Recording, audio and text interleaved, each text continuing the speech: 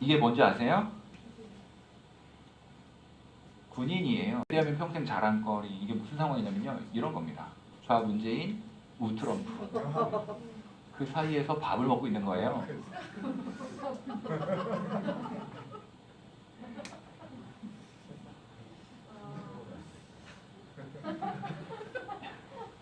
시선이 멘붕이죠.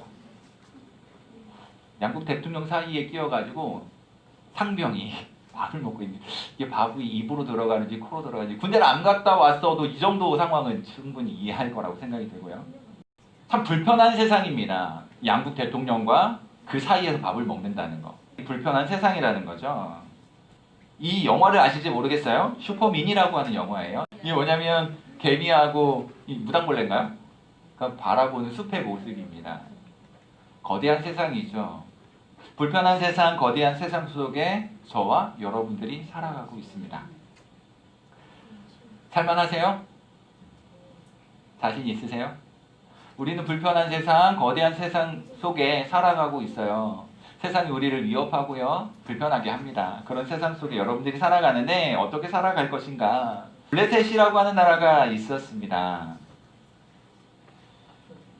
그 나라가 이스라엘을 쳐들어왔어요. 블레셋은 이방 민족이었고 세상이라고 생각해 볼 수 있습니다. 옛날의 전쟁은 어떤 전쟁이었냐면 이 나라와 이 나라가 싸우면 대표가 나와가지고 맞짱을 뜨는 거예요. 그 1대1로 맞짱을 떠가지고 이기는 팀의 장수가 이기는 팀이 승리하는 거예요.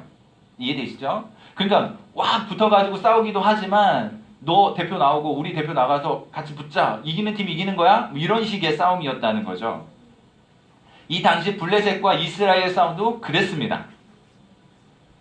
이기는 쪽이 승리하기로 한 거죠. 블레셋에서는요, 골리앗이라고 하는 사람이 나왔어요. 블레셋 가드 사람입니다. 이방 민족이었고요, 거인이었어요.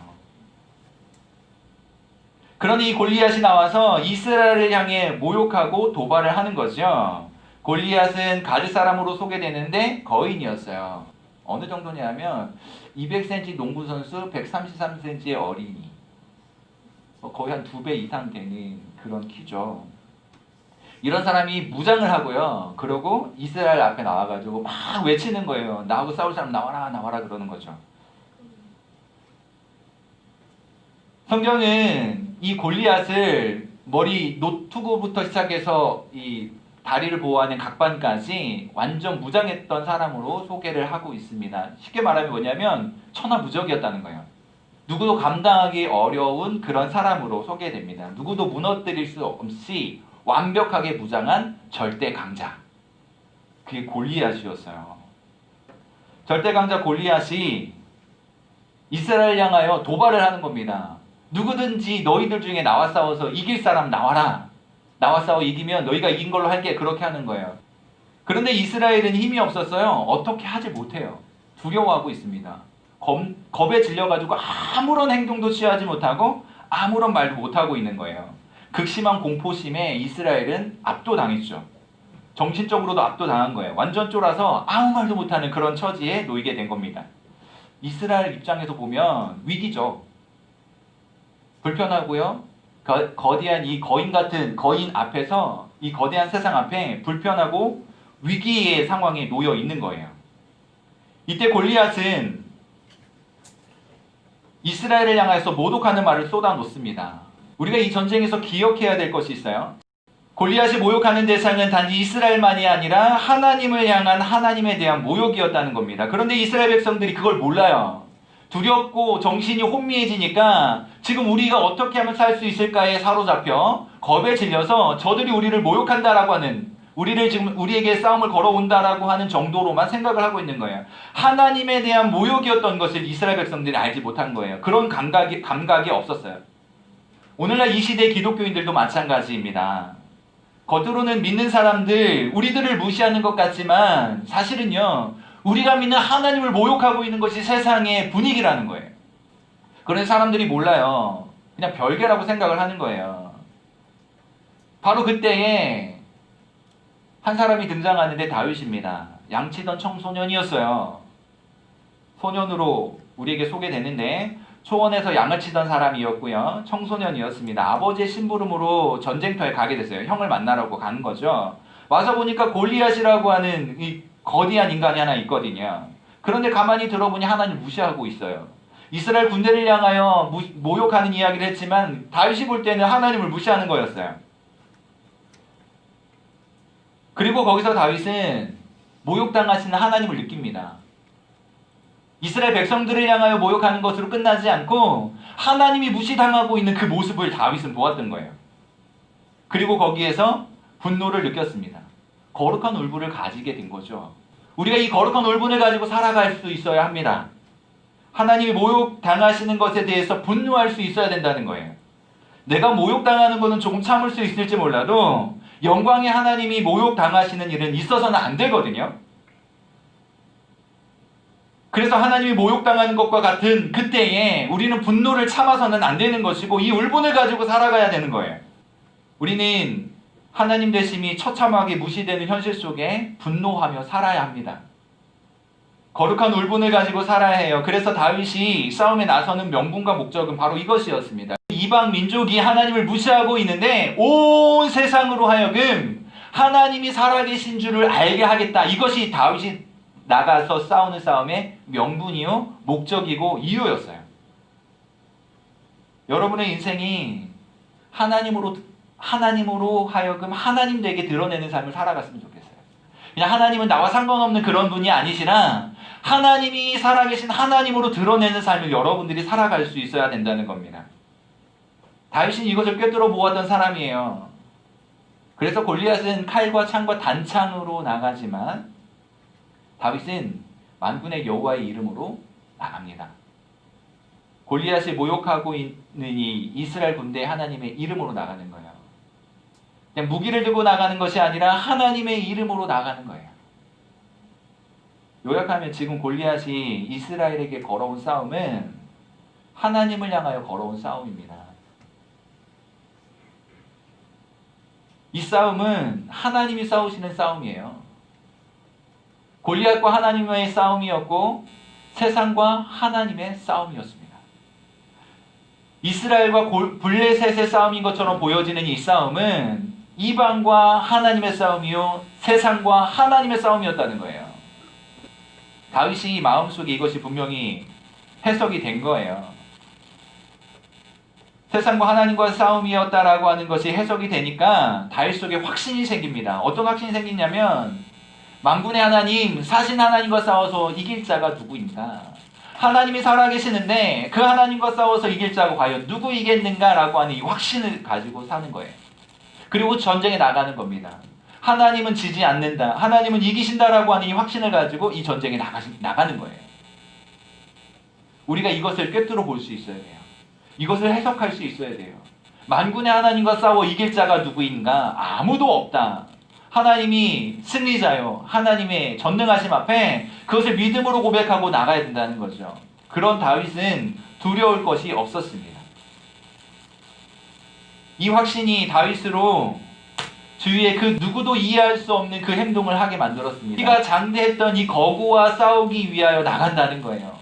사람들이 볼 때는 말도 안 되는 거죠. 실제로 사울은, 그때 왕이었던 사울은 너는 소년이고 저는 싸움에 능한 자이니 나갈 수 없다라고 이야기합니다. 그러나 다윗은 나가거든요. 그 땅의 모든 사람들, 심지어 형들까지도 다윗에 대하여 혼을 내고 너는 안 돼 라고 이야기했어요. 이건 있을 수 없는 싸움이야 라고 이야기했어요. 그러나 하나님이 싸우시는 싸움에서 그 누구도 이길 수 없을 것이다. 하나님은 반드시 승리하실 것이다 라고 하는 이 확신을 가지고 있었던 다윗은 나가는 겁니다. 세상을 향하여 나가는 거고요. 골리앗을 향하여 나가는 거예요. 두려움 없이 가는 것입니다. 사람들은 이해할 수 없었죠. 무슨 깡으로 저기를 나가나, 무슨 용기를 가지고 저기를 나가나, 미친 거 아니야 라고 이야기할지 모르지만 다윗은 분명한 확신이 있었어요. 하나님은 이기실 것이다. 왜? 하나님의 싸움이니까. 하나님의 싸움에서 하나님은 반드시 이길 것이다 라고 하는 그 믿음이 있었던 거예요. 그래서 다윗은 나가는 겁니다. 다윗이 들고 나간 것은 이거였습니다. 칼과 창이나 단창이 아니라 하나님께 전쟁이 속해 있으니 하나님이 이기게 하실 것이다 라고 하는 믿음이었다는 거예요. 이 싸움의 결말이 어떻게 되나요? 골리앗이 바닥에 엎드러지는 것으로 끝이 납니다. 다윗의 완벽한 승리였죠. 하나님의 완벽한 승리였습니다. 이 세상에 절대 강자가 있을까요? 이 세상에 절대 강자는 없습니다. 하나님이 나서시면 하나님이 이기시는 거예요. 하나님이 함께 가시면 이기는 겁니다. 우리가 이 믿음을 가지고 살아가야 해요. 겁에 질린 이스라엘은 골리앗과 자신의 싸움이라고 생각을 했습니다. 그래서 키도 크고 힘도 센 그들을 우리는 당할 수 없을 거야 라고 겁먹고 두려워했지만, 다윗은 이 세상에 절대 강자는 없고 오직 하나님이 나서시면 이길 거다라고 하는 믿음을 가지고 나가는 거예요. 여러분들에게 이 믿음이 있어야 합니다. 우리는 비록 작을지 몰라도요, 우리는 비록 연약할지 몰라도 우리가 믿는 하나님은 위대하시고 우리가 믿는 하나님은 전능하시기에 그 하나님을 믿음으로 나가는 거예요. 세상이 아무리 크게 보여도, 세상이 불편하다 할지라도 우리는 이 믿음을 가지고 살아가는 사람들이어야 합니다. 여러분들의 눈이 열려지고 만군의 하나님이 보여지실 수 있기를 바랍니다. 여러분의 닫혀진 눈이 열려지고 무지가 깨어나서 살아계신 하나님, 만군의 하나님, 전능하신 하나님, 승리하시는 하나님, 그 하나님 여러분들의 눈에 들어올 수 있기를 바라고 여러분들의 마음속에 들어올 수 있기를 바라는 것입니다. 그리고 게임도 안 되는 골리앗이 하나님을 멸시하는 것을 참을 수가 없었어요. 세상이 창조주 하나님을 무시하고 멸시하는 것을 참을 수 없는 것입니다. 그래서 거룩한 울분을 가지고 살아가는 거예요. 너희 어찌 개같은 너희들이 살아계신 만군의 하나님을 무시하는가? 이 거룩한 울분을 가지고 살았던 사람이었습니다. 그리고 세상 속에 하나님의 이름을 드러내라고 우리를 보내셨다는 사실을 기억해야 합니다. 우리가 그냥 사는 게 아니에요. 우리가 여기까지 온 것은 그냥 적당히 대충 우연히 혹은 어쩔 수 없이 된 것이 아니라 하나님의 계획 속에서 이와 같은 일들이 일어나고 있다는 그것이 여러분들의 믿음으로 고백될 수 있어야 해요. 우리가 여기까지 온 것은 하나님의 의도가 있는 것입니다. 하나님께서 보내신 이유가 있는 거예요. 하나님께서 살게 하신 이유가 있는 것입니다. 바로 나 때문에 나의 가정과 나 때문에 교회와 학교와 이 나라가 소망이 있다라고 하는 자신감, 그리고 사명감 가지고 살아가실 수 있기를 바랍니다. 여러분들 때문에 교회는 소망이 있습니다. 여러분들 때문에 학교와 가정은 소망이 있습니다. 여러분들 때문에 이 나라와 이 민족이 소망이 있다고요. 그 자신감을 가지고 그 긍지를 가지고 살아가실 수 있기를 바라요.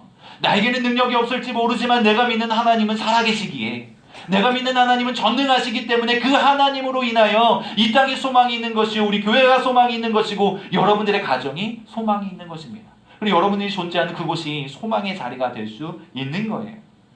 용기 가지고 살아가실 수 있기를 바라요. 사명감을 가지고 살아가실 수 있기를 바라요. 다윗처럼 평소에 실력을 갈고 닦아서 어려운 일에 용기 내어 도전하면 이루어질 것이니 포기하지 말고 잘 준비하자는 것으로 이 다윗과 골리앗의 싸움 이야기를 결론 내린다면 이거 너무 썰렁해요. 세상의 많은 사람들은 다윗과 골리앗 이야기를 알고 있습니다. 거기에서 얻는 교훈들 중에 하나는 이런 거예요. 그래, 실력을 잘 준비하고 갖추고 있으면 때가 되었을 때 잘 사용될 수 있을 거야. 그러니까 열심히 노력해 라고 하는 것이 세상이 적용하는 전부예요. 그런데 여러분 정말 그렇습니까? 성경이 우리에게 가르쳐주는 것이 그것이 전부일까요? 포기하지 말고 인내하며 끝까지 준비하자라고 하는 것이 다윗과 골리앗 이야기의 핵심이 아니에요. 정말 골리앗의 의미가 골리앗의 이마가 넓어서 수월하게 그 돌이 이마에 맞을 수 있었던 것일까요? 골리앗은 키도 크고 체격도 컸기에 그냥 적당히 던졌어도 이마에 맞을 수 있는 그런 정도로 이해될 수 있을까요? 정말 그렇습니까? 노력하면 뭐든지 할 수 있다라고 하는 긍정론으로 이야기를 마치면 뭔가 좀 찜찜해요. 여러분 지금까지 노력 안 하셨어요? 최선을 다하며 살아오셨죠? 누가 뭐라 해도 나는 할 수 있는 최선을 다한 거예요. 그러면 이렇게 화가 나는 거죠. 아, 열심히 했는데 안 되는 걸 어떻게 하란 말이야.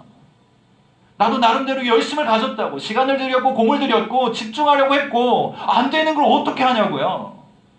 여러분 열심히 노력하면 세상에서 뭐든지 다 할 수 있습니까? 정말 그래요? 여러분 그것은 가짜예요. 내가 노력한다고 해서 모든 일을 다 할 수 있는 게 아닙니다. 내 노력으로 안 되는 게 있어요. 여러분 노력하면 다 돼요? 정말 그래요? 여러분 노력하는 거 다 됐으면 좋겠어요. 우리가 최선을 다하여 노력하지만 그 결과는, 그 결론은 하나님께 맡길 수밖에 없는 거예요. 이것이 믿음입니다. 그렇다고 해서 노력하지 않고 막 살아간다 라고 하는 게 아니에요. 최선을 다하여 노력하지만, 내가 할 수 있는 최선을 다하지만 그 결과는 하나님의 손에 달려있다는 거예요. 여러분 우리들의 모습을 한번 생각해 보세요. 인간의 한계를 넘는 이 피나는 노력, 여러분 이것이 우리가 살아가는 세상일지도 모릅니다. 이길 수 있어요? 여러분 옆에서 달린다고 하면 이길 수 있겠어요? 열심히 노력하면 되지. 밤낮 열심히 노력하면 할 수 있어. 가능할까요? 우리에게 불가능한 일들이 얼마나 많이 있는지 몰라요. 한계에 부딪히는 일들이 얼마나 많이 있는지 모릅니다. 그것이 얼마나 어려운 일인지 알아요. 아무리 관역을 향하여서 맞춰보려고 노력하지만 안 되는 때가 얼마나 많이 있는지 모릅니다. 온몸을 갑옷으로 가리고 얼굴밖에는 노출된 곳이 없는 골리앗, 아무리 체구가 컸다 할지라도 그 멀리서 물매를 던져가지고, 지금 뭐 총이나 뭐 그 양궁이나 뭐 이런 것처럼 가늠자가 있는 것도 아니고요, 조준경이 있는 것도 아니에요. 하나님께서 기가 막히게 일하시지 않으면 가능하지 않은 일입니다. 돌이 물매를 떠납니다. 돌이 날아가는데, 정확한 방향을 향하여 가는데 내 노력만 있는 게 아니고요, 바람의 움직임, 근육의 이완 작용, 내 힘의 강약 조절 등등 골리앗의 움직임, 이 모든 것들이 합이 맞지 않으면 불가능에 가까운 일입니다. 쉬운 일이 아니라고요. 그래서 최선을 다하여 이 땅에서 우리가 노력하지만 그럼에도 불구하고 마지막 결과는 주님 손에 맡길 수밖에 없는 것이 우리 믿는 사람들의 모습이라는 거예요. 여러분 세상은 그렇습니다. 이 일은 하나님이 도와주셨기 때문에, 하나님의 싸움이었기 때문에 가능한 일이었습니다. 이 싸움에 우리를 보내시는 거예요. 하나님께서 이와 같은 하나님의 싸움에 저와 여러분들을 보내시는 거라고요. 가정으로 보내시는 거고, 학교로 보내는 것이고, 세상으로 보내시는 것입니다. 우리가 할 일은 하나님을 의지하는 겁니다. 내 힘으로 되지 않아요. 하나님의 힘을 의지하고 싸울 수밖에 없어요. 피나는 노력, 최선을 다해 쓰고 땀 흘리는 것은 여러분들의 몫입니다. 열심히 공부하는 거 여러분들의 몫이에요. 여러분 그런 거 경험해 본 적 있으세요? 잘 안 풀리는 수학 문제인데 몇 날 며칠 고민해도 안 풀렸는데 기가 막히게 어느 때 와 이게 이런 거였어 라고 깨달아지는 때 있죠? 없으세요? 몇 날 며칠 고민해도 안 풀렸는데 어느 순간 이게 이런 거였어 라고 깨달아지는 때 있다고요. 하나님이 하시는 거예요. 안 풀리는데 하나님이 지혜 주시면 풀린다고.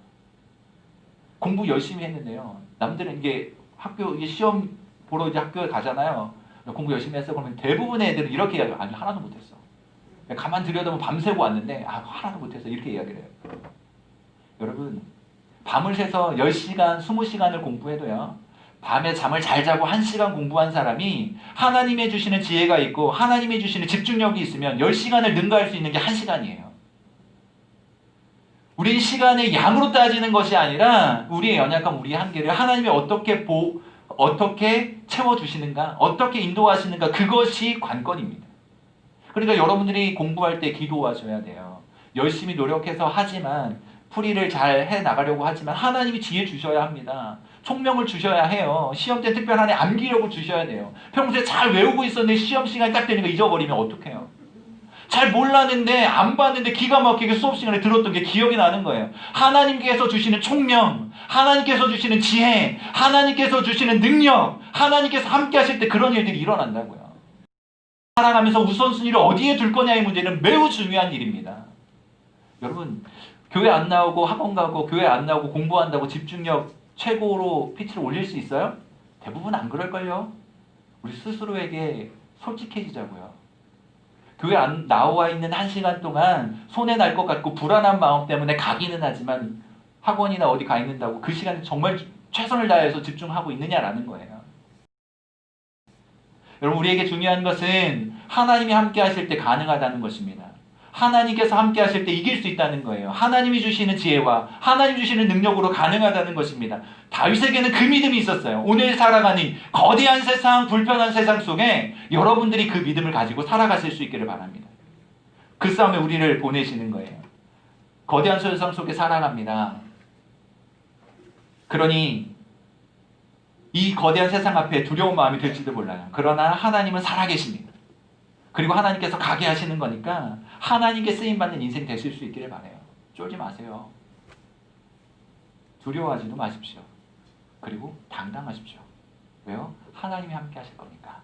하나님이 보내셨고 하나님의 싸움이니까 하나님이 승리하게 하실 거예요. 그 믿음이 여러분들에게 있을 때 반드시 여러분들로 하여금 승리하게 하실 줄로 믿습니다.